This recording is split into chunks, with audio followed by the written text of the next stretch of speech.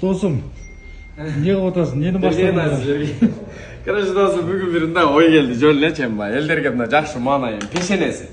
Кыскасы баары бир 60-70 машина тартабыз. 60 штук ушундай кагаз жазабыз, мисалы.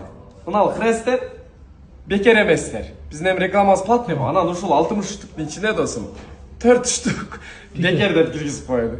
Кимиси попал болуп алган болсо, проблема жок. Ошого бекер. Себебинен кара. Мынанын ичине 60 штук салабыз, бирөөсүн тандайт. Мына ашты. Бекер экен. Хрест чыккан болсо акчасын төлөйт. Попал болсо ошол 4 бир күндө 4 адамга попал болот. 4 эле бар ичинде бирок. Түшүндүң досум, ар бир келген клиентке ушул коробкадан алдыртып коебуз. Кайсы клиент? Машинаны тарткандар бар? Пешенеси жок. Ошол машина тарткандар. Мына ровно 4 штук бекер кылабыз, калган 56 штугун бекер эмес.